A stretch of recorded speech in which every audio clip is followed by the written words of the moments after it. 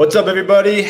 Welcome back to Yanks of the Cop. We are here for the transfer window opening special.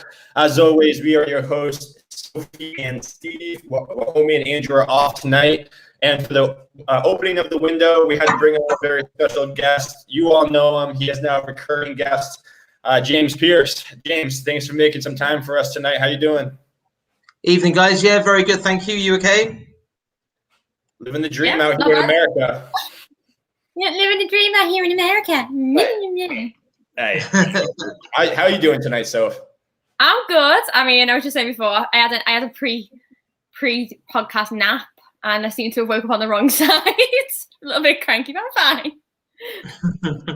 Love that. But James, thanks again for coming on. But let's get right into it. Before we jump into transfer rumors and things of that nature, I think there's a couple things. Just wanted to get your opinion on, and I think the biggest thing, especially for Sophie and I, we are big Wijnaldum fans, and obviously, he was about to go to Barcelona, pulls a last-minute U-turn on his way over to PSG, and we just did an appreciation show for him. He has been a massive player for us. Seems like he's going to be a really tough player to replace. I mean, what are your thoughts on his exit? Because it sounds like he's got something he's going to drop after the Euros about some sort of stuff with either management or the coaching staff. So what are your thoughts on Wijnaldum leaving the team for PSG? Yeah, I think, first of all, it's a massive shame. I think, you only had to read Klopp's quotes about him, around the final day of the season to get a grasp of the fact that clearly Jurgen Klopp didn't want to lose Wijnaldum. I think Wijnaldum said himself, didn't he, that ideally he would have stayed around for a lot longer. I think I can see both sides of it. I can see why Wijnaldum at this stage in his career is thinking this is probably his last kind of real big contract. He's 30 going on 31. He quite rightly probably looks at what he's won in the last few years and the fact he's been virtually ever present for Liverpool for so long and probably thought, well, you know what, I deserve a contract that puts me up there with the absolute main men. My information was it wasn't just about the weekly salary; it was also about the length of the deal as well.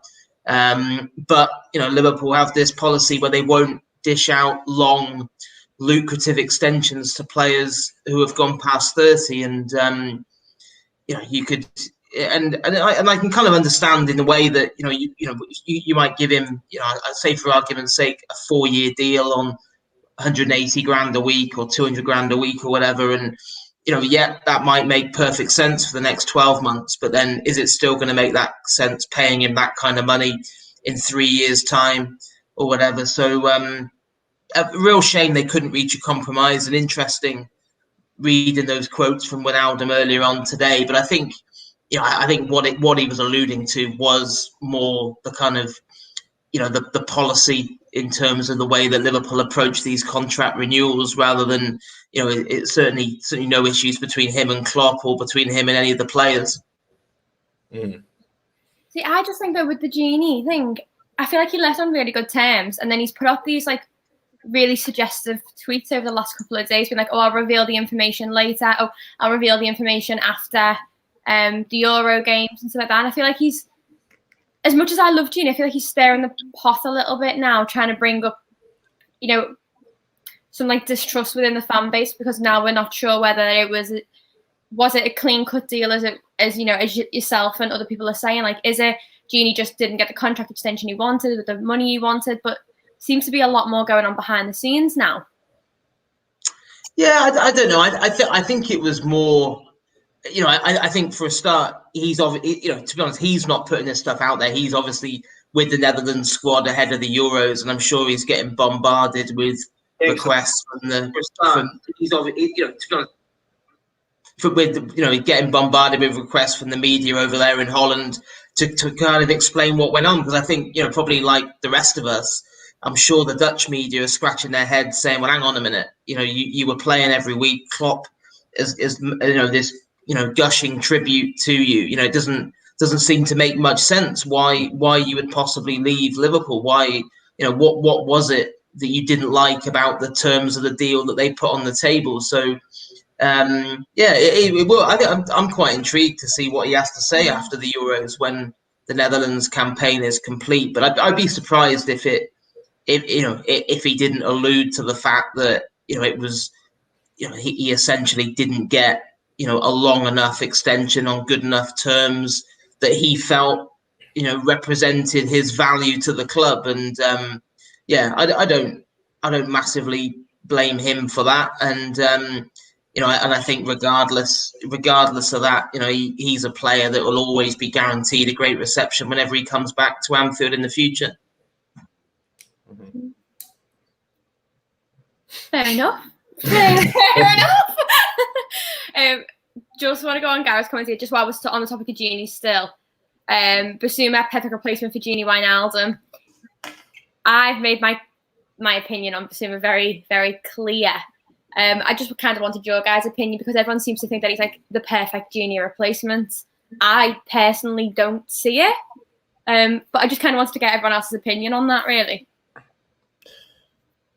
Yeah, I mean, personally, I think it really depends, and I was going to follow up with James on some potential outgoings for transfer fees. But I mean, we know our situation, we know how hard we were hit by the pandemic, so it's going to be a question for me is how much money FSG is willing to cough up for players, and I think Brighton, especially with the project that they have going over there, Danny Welbeck, Adam Lallana coming in last year, and I thought they were going to be a lot farther up the table than they were, and I think they're building something over there. So whether they let him walk or not, I think is a big question. But personally, I think there's a couple other names I think might be a better fit. But again, James, you're a little bit closer to the situation. I mean, what are your thoughts on Basuma as a player? And I just think it's going to be impossible to replicate Gini Wijnaldum and how reliable he was for this team.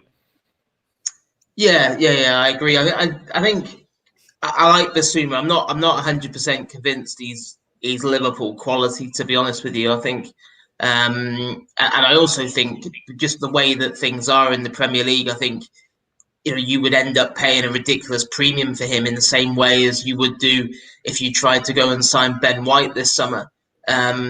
Liverpool like Ben White, in the last couple of years, but it just never really looked realistic because you just knew that there'd be better value elsewhere. And I think the same is probably true of Basuma. And the piece I wrote, I think probably about 2 weeks ago now, having spoken to a few people, was that Basuma isn't someone that Liverpool are currently looking to pursue a deal for. So I'd be surprised if that stance changes. Of course, looking ahead towards next season as well, you'd have the added complication of losing another player to the Africa Cup of Nations midway through the season if you did go down that route.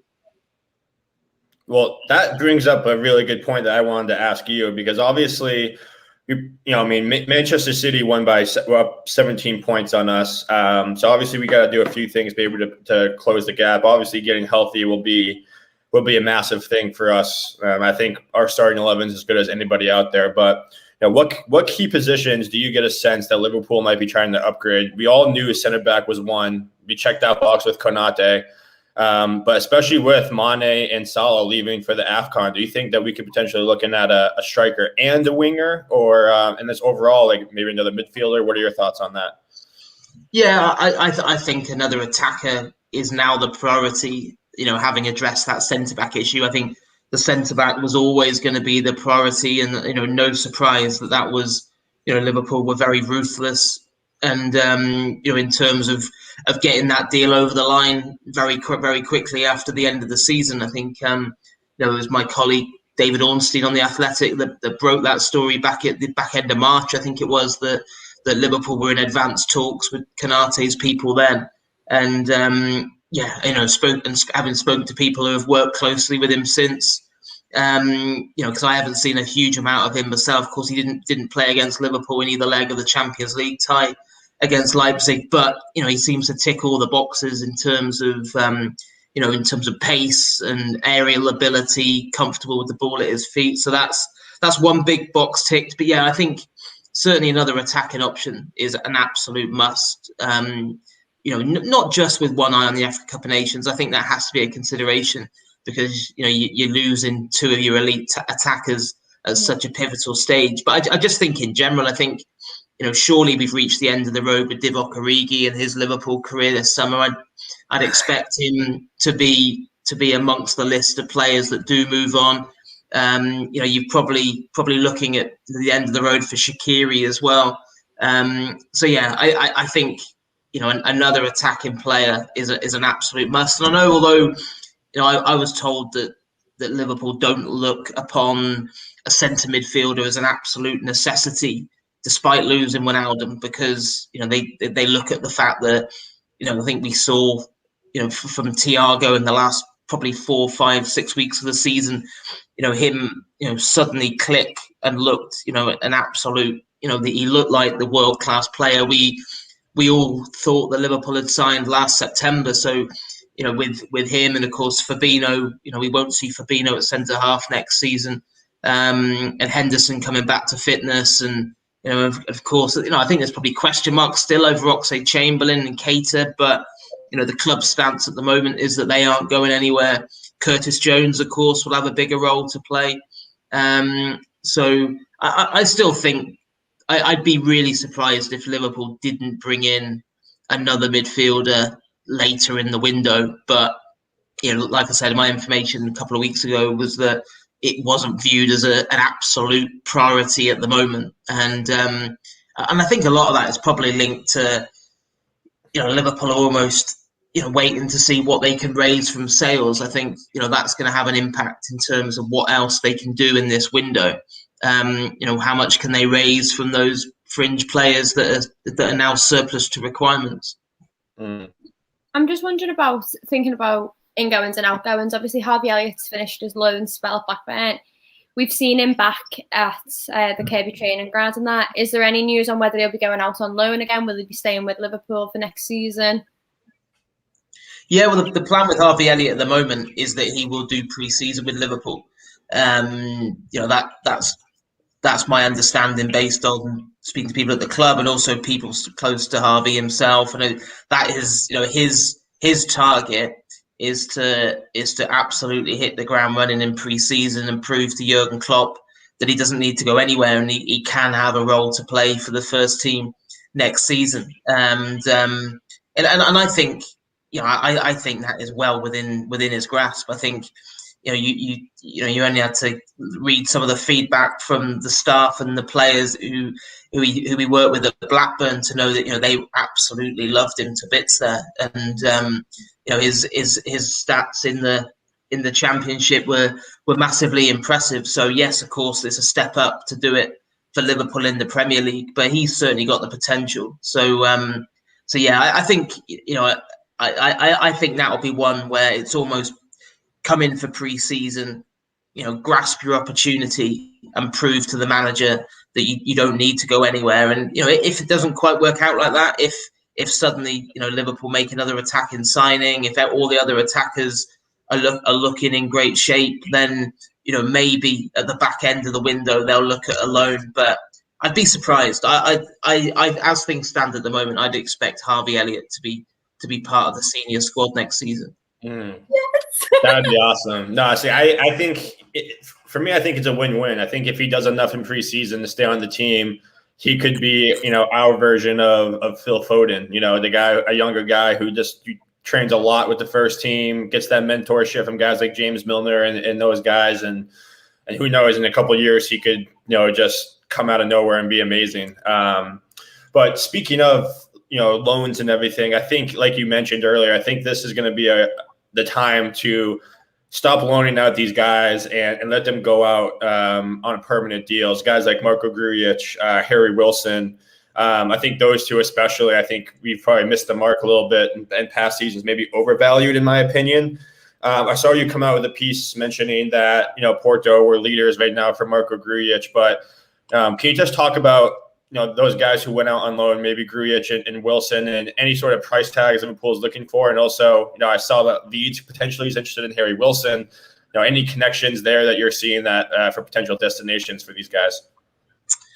Yeah, well, I mean, first of all, Grujic is Porto my information was that they are still the most kind of the likely destination for Marko Grujic. Of course, he spent the season just gone there on loan, and really blossomed in the second half of the season under Sergio Conceição, and they're very keen to keep him on board. I think initially they were hoping they might even be able to convince Liverpool to loan him again for another season, but that's not of any real value to Liverpool. He's down to the last 2 years of his contract now, and this is the summer to sell him, really. And he came close to leaving a year ago when Liverpool were in discussions with Werder Bremen, but they couldn't find. I think it was 18 million Liverpool were after them. This time around, it's about 15 million.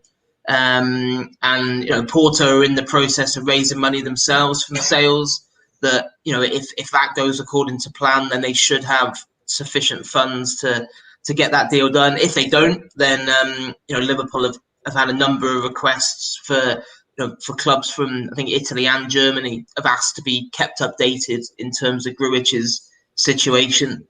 So yeah, I'd be absolutely amazed if Grujic was still a Liverpool player in a couple of months' time. And in a summer when there's going to be a lot of interest in terms of how much Liverpool can generate from sales. I think he's probably one of the most valuable assets they've got, really, because he did feature in terms of that Porto team that reached the quarterfinals of the Champions League. And then Harry Wilson, I think I don't think anything will happen with Harry Wilson until after the Euros. I forget we've got him, all the time. Yeah. Well, again, it's he's come close to leaving previously. Of course, last summer Liverpool were in extended discussions with Burnley. I don't even think they were that far off in terms of valuations. I think Burnley were willing to pay 12 million. Liverpool wanted 15. Still looking for around 15 for him after a decent enough season on loan at Cardiff. But the issue he's got is probably you're probably not going to get a Championship club shelling out 15 million for him. I think you're looking kind of bottom half of the Premier League, maybe one of the promoted teams.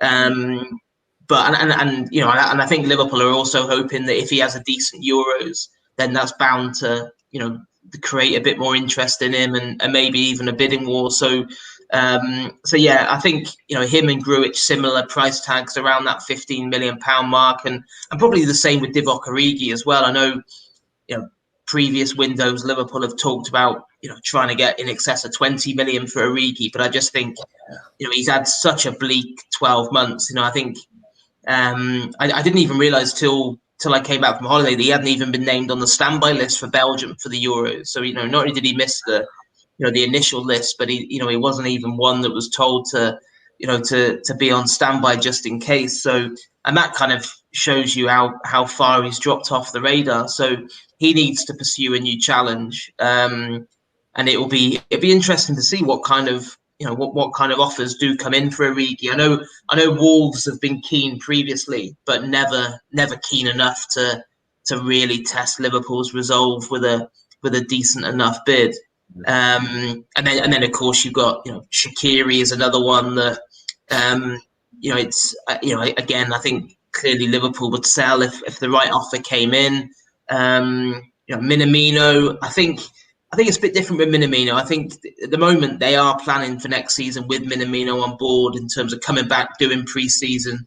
They could potentially lose him to the Olympics because Japan want him to go over there as one of the overage players. But I think Minamino's more in that category of player that I think if they got a really good offer, then of course they would sell. But I don't think he's one that they're really looking to kind of actively move on at the moment. Yeah, I think Taki's going to be quite a lot, doesn't it? What was that, Soph? That sums up quite a lot. Yeah, no, that was great. Every time he says something, I'll ask about him in a minute. Oh no, he's answered it. I'll ask about it. No, he's answered it. Never mind.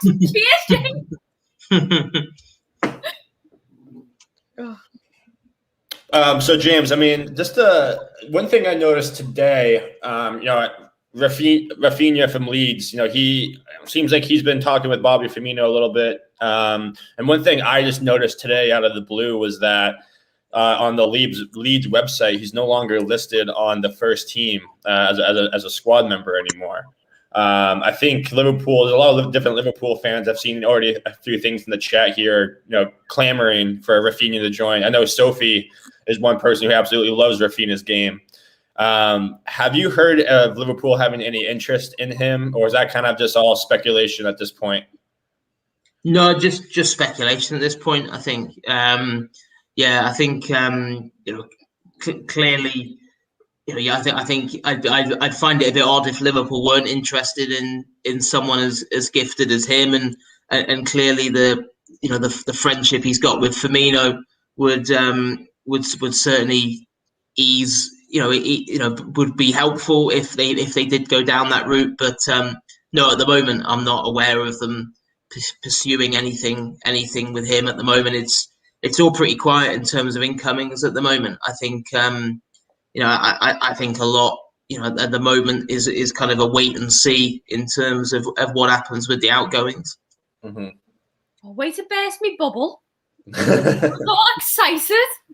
It's amazing when we thought we were going to get Raphinha, and now you burst me bubble well and truly. I'm not saying it won't happen. I just said I don't think he's going to suddenly rock up outside Anfield tomorrow.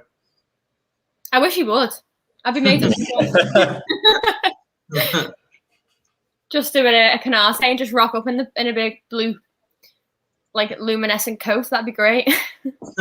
Well, speaking of Konate, James, it seemed clear. I know we had you on in January, and you mentioned that Liverpool had an idea of their number one center back target then.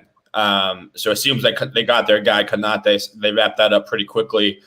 In my opinion, he seems like the kind of guy who has all the traits to be a world-class center back in the coming years. I don't think he's there yet. From some of the games I've seen, he has made a few mistakes, but he has a lot of confidence in himself. What are Liverpool getting in a guy like Konate, and why does Klopp love him so much to bring him in? And also, do you think he has a chance to start, or do you think that's going to be more of a Joe Gomez / Matip to start the season?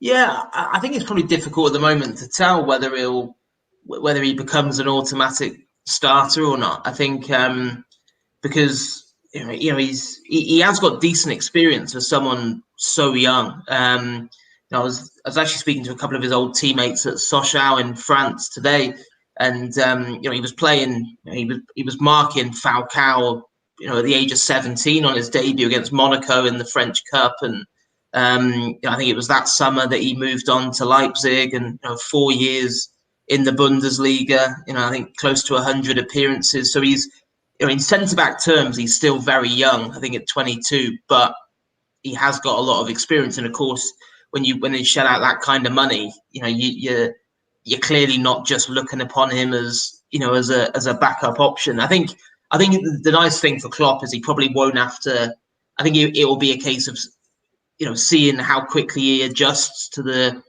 style in pre-season, whether he becomes almost like an automatic starter or not. I think the other thing is, you're probably looking, obviously, when everyone's back up to speed, it's kind of, we're essentially saying who's going to partner Van Dijk, because clearly there's only going to be really one place centre back up for grabs once Van Dijk is back.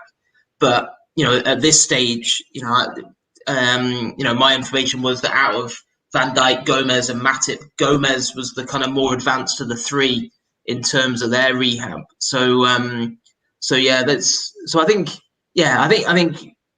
the more I spoke to people about Konate, the more you could understand why Klopp really wanted him. The fact that we talk a lot, don't we, about Liverpool's high defensive line and the importance of pace and being able to read the game and of course the aerial threat, which I think Liverpool massively missed without Van Dijk and without Matip for most of last season.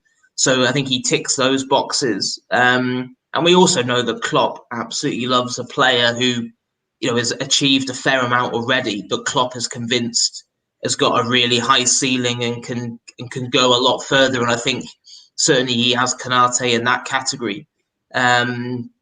So yeah, I think it's going to be interesting to see what else how Klopp handles the kind of centre back department, because of course Nat Phillips was exceptional in so integral to Liverpool getting that Champions League spot. And then it's like, what happens next for Nat Phillips? Because, you're probably looking at, obviously once the three lads are back from long-term injury and you've got Konate, is Nat Phillips going to be happy being fifth choice, which essentially, is probably where he's going to find himself. So yeah, I think, I was told with Phillips that, the plan is very much to have him on board for pre-season and then see what happens. Because I think Liverpool just have to be really careful with the centre-back situation, because, it's all well and good saying, well, we've got three coming back, but we all know that, when players come back from serious injuries, you can't just, you can't just count on them, staying fit, especially with, the record that Matip's had in recent years, and Gomez has obviously had a number of issues as well. And of course, sometimes players come back from serious injuries and then play and then pick up small little issues that can hassle them for a while. So I think 5 reliable centre backs is the absolute minimum for next season. Probably even 6, when you're probably going to need to loan out Reece Williams, and that's why I wasn't massively surprised recently when I checked it out and I was told that Ben Davies, who of course we've yet to see in a Liverpool shirt, I think maybe a lot of people thought that would automatically mean that he would be shifted on this summer. But, again, I was told, no, the plan is for Ben Davies to be on board for pre-season. And I think that will be probably, in case, let's see what happens with Van Dijk, Matip, Gomez with the final stages of their rehab. And I think decisions on people like Ben Davies and Phillips will be for much later in the summer. It's funny because I literally was about to ask you about these guys, but do you think there's any chance that if we got a decent offer for a guy like Matip, we could move on from him? Just because, listen, when he's healthy, he's world class, but he's proven over the last 2 or 3 years that he really can't play more than a game a week without getting hurt. Yeah, I mean, being brutally honest, I think, you'd say, wouldn't you, that if you got a decent offer for Matip, then of course, with his pretty bleak fitness record in the last few years, that would make sense. The only thing is, I just don't see who's possibly going to be wanting to make a decent offer for someone with such a checkered injury record in the last few years, and especially he's a high wage earner as well.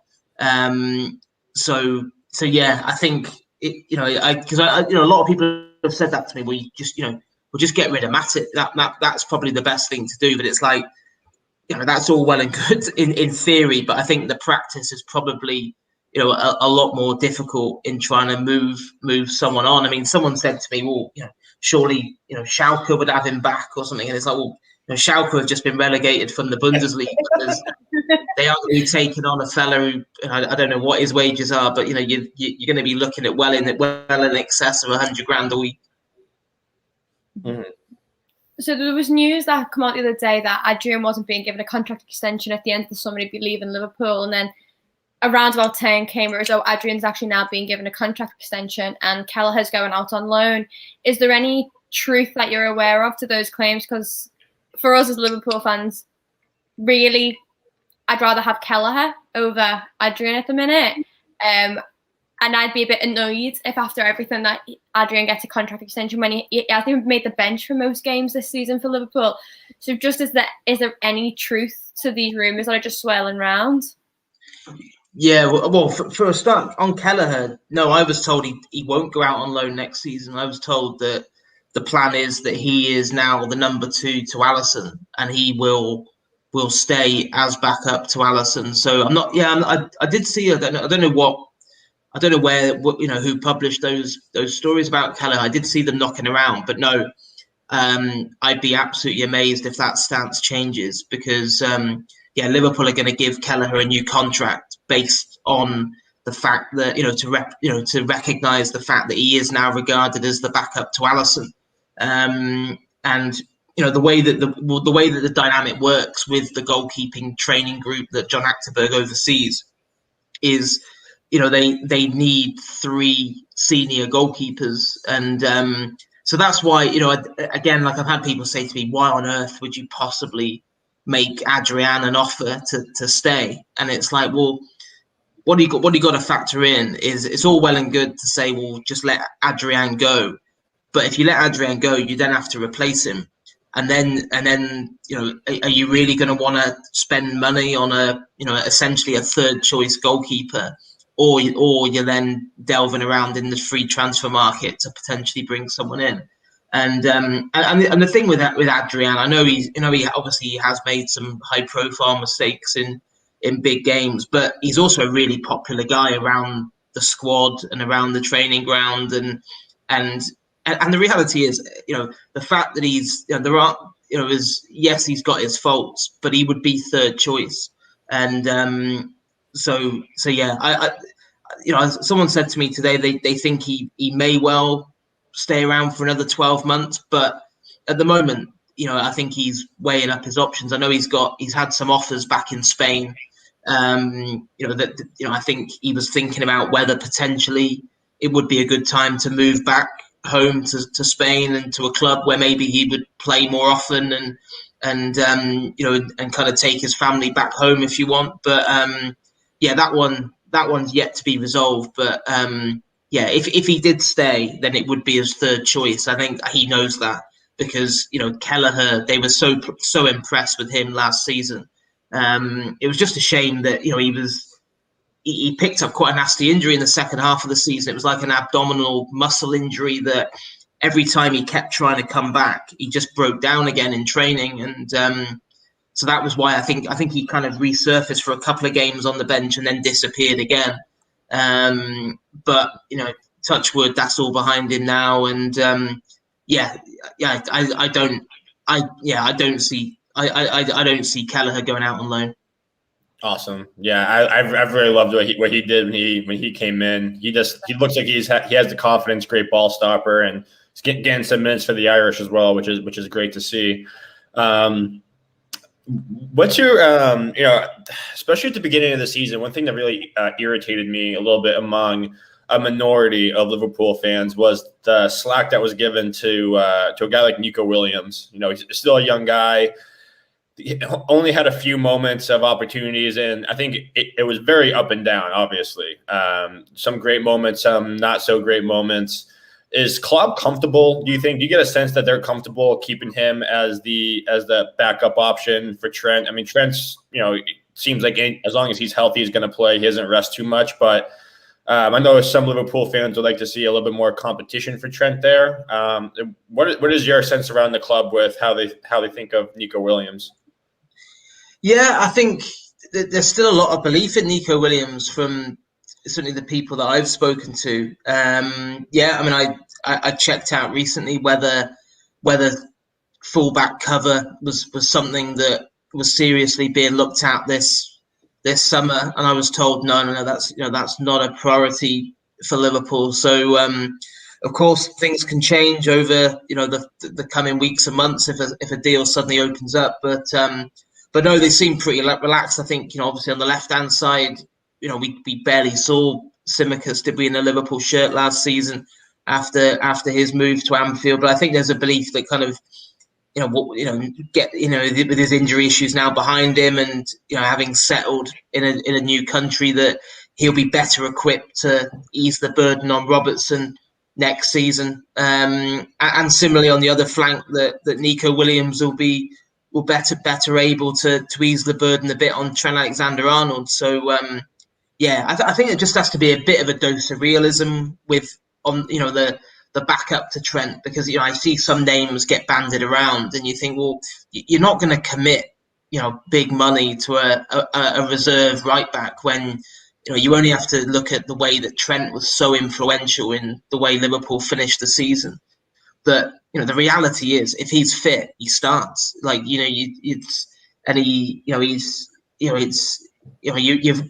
not going to be very, very many occasions next season where you'd even think about rotating Trent, I don't think.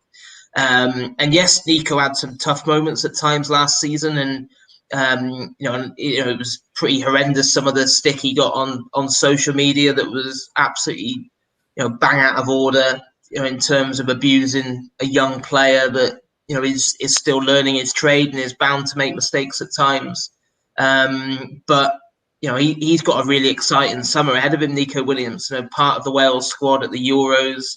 And I'm looking forward to seeing how he gets on. And hopefully he can come back to Liverpool on a high, having done well with Wales and really kind of push Trent next season. Because of course, you do need competition in all departments. But I saw someone recently say to me that Liverpool have to go and sign Ryan Bertrand as and it's like, well, for a start, it's just completely unrealistic, isn't it? That you're gonna, for a start, why would Ryan Bertrand want to come as a backup right back, and you're not going to commit those kind of funds to getting someone like him. So, and I think the other thing to factor in is with Liverpool hopefully being much better stocked at centre back next season, that there may even be occasions where Joe Gomez, fills in at right back if needs be.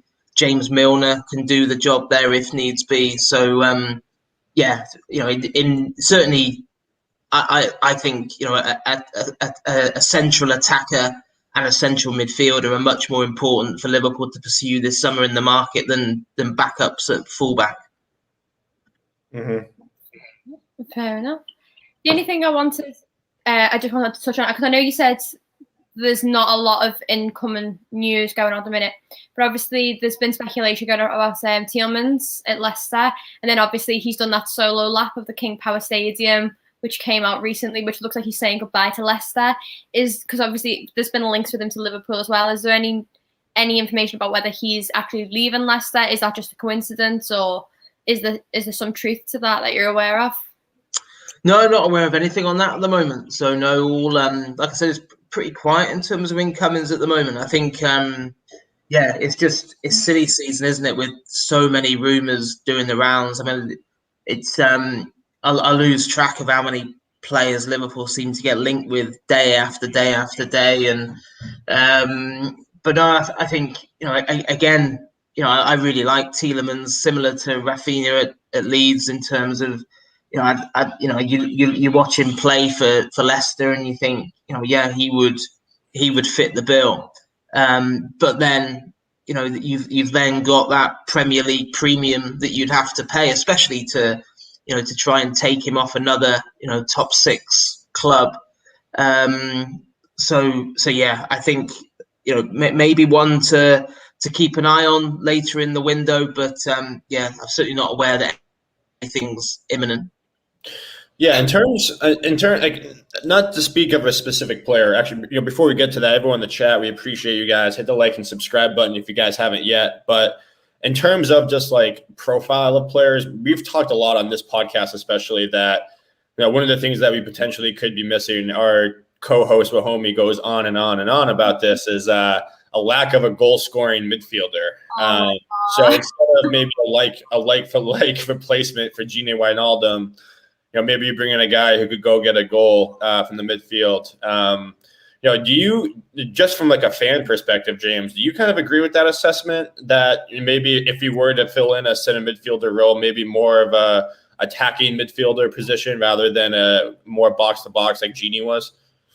Yeah, I think so. Yeah. Certainly from the perspective of having, watched obviously every game and watched, when you look at, I think, at the end of every season, you probably look at areas where you think, well, where can Liverpool improve? And, certainly if you rewind the clock a year, when Liverpool signed Thiago, all the talk then was that this would give Liverpool a new dimension for midfield, and it would unlock other players, and it would help Liverpool carry much more of a threat from central areas where, I think traditionally key to the success in the Champions League and the Premier League in the seasons previous had been relying heavily on the fullbacks for creativity and obviously the front three for the firepower. But it just didn't quite work out last season, I don't think, as Liverpool and Klopp and Pep Lijnders had intended, because the fact that just with the centre back crisis, with the lack of personnel there, and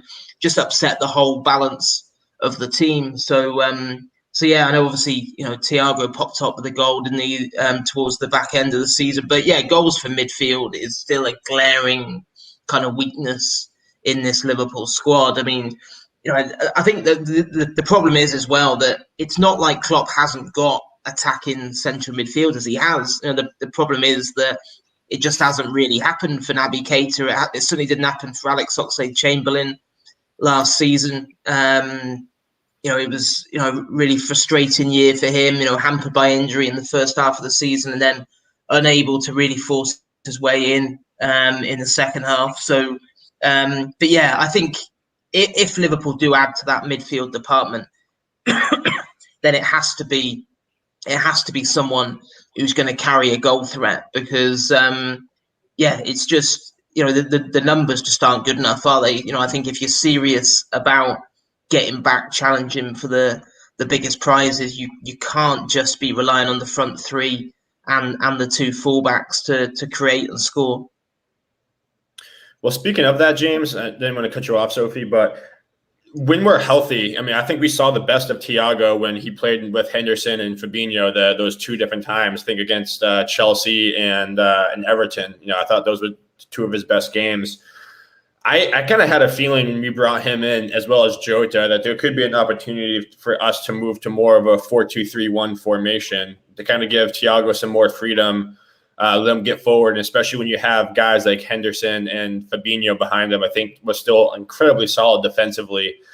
Do you get a sense that we could have a little bit more flexibility in terms of formation next year if we can stay completely healthy with Van Dijk and Gomez and Henderson returning?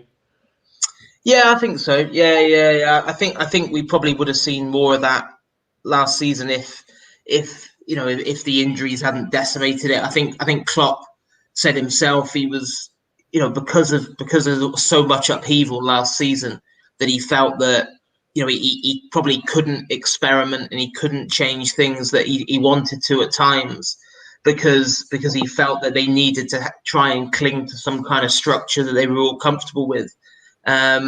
So yeah, I think you're right. I think we'll see, a lot more of that Fabinho, Henderson, Thiago trio. I think, it was kind of lost, wasn't it, amidst, because of the fallout with losing Van Dijk in that Merseyside derby at Goodison last October. But, that was Liverpool's midfield, absolutely bossed that game that day. And I remember, thinking, that he wasn't really going to get talked about, but it was like, well, actually, he's now got a midfield, that looks like the balance is absolutely perfect. And just because of circumstances, those three never played together again all season. So yeah, it does. I think, you're right. I think if you can avoid injuries and avoid the kind of the issues that dogged Liverpool last season, then it gives Klopp much better flexibility to switch between 4-3-3, which of course is the one that he tends to do, and 4-2-3-1, which of course also gives him the possibility of finding room for Salah, Mane, Firmino, and Jota if needs be, and or potentially a new arrival later on in the window. Rob, just want to go into the chat because there are a couple of questions for you in here, James. Just the first one here, Clinical Rian. He says, obviously, why do we still have to sell players to buy? With obviously winning the Champions League, the Premier League, and then qualifying for the Champions League again, we've got quite a significant money coming in. And it just seems to feel that with all this money coming in, where is it going? Why are we not using it to fund the players? Because we obviously need these players, we've got these gaps in the squad that need addressing.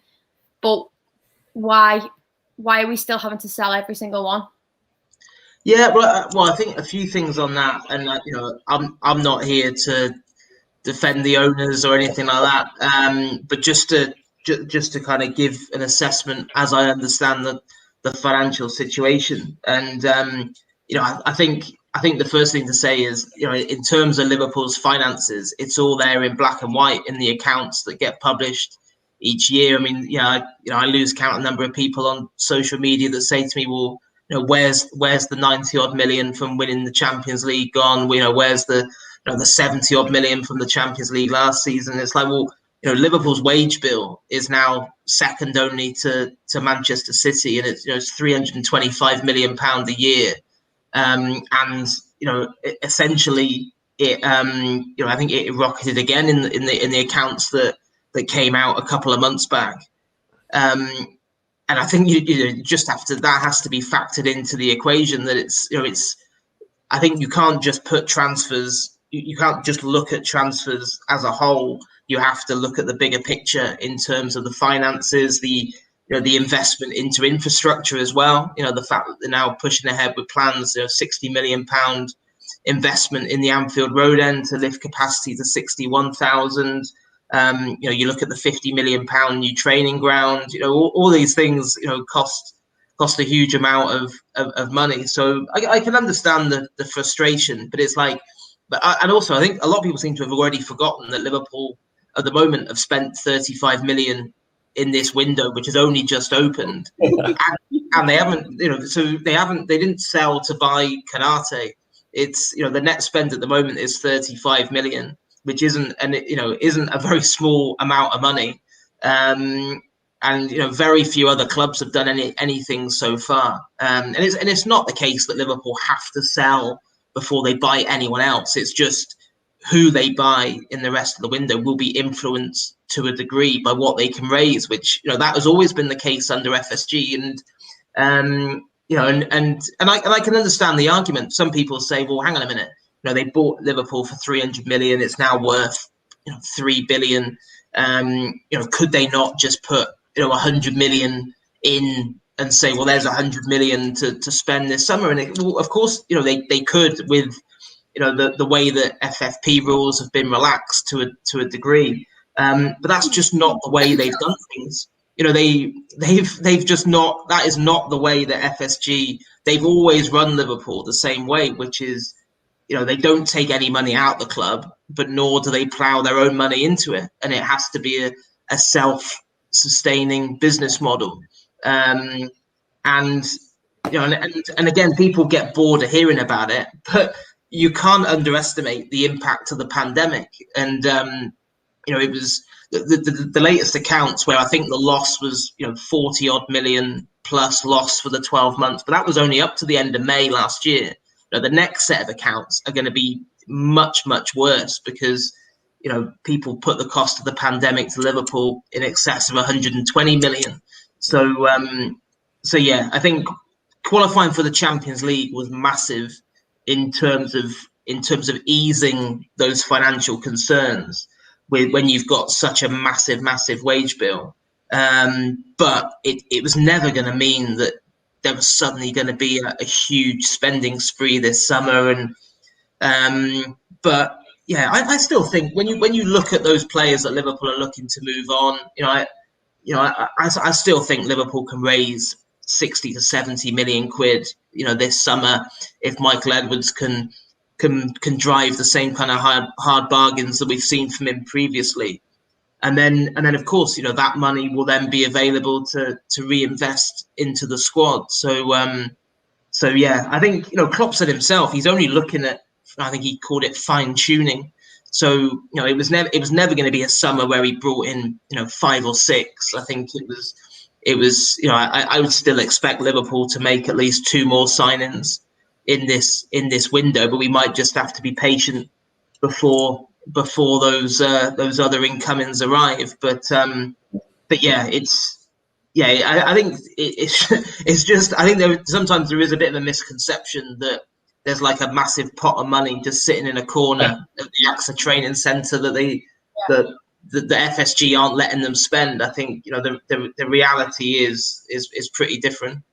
Yeah, no, I completely agree with you there, and I completely agree. I think what the injury showed us is that we just need 2 or 3 more starting 11 caliber players to come off the bench, and I think we'll be as good as anybody. I find it very hard that we're going to have the same injury crisis that we did this year again next year. But one more question in the chat here, James, and I want to ask you one other question after that. I know we're getting up to the time here, but out of Nat Phillips, Ben Davies, and Reece, Gaurav here, he's in our chat often. He thinks Reece Williams has the highest ceiling. Just from your personal opinion, who do you think out of those 3 may have the best Liverpool future?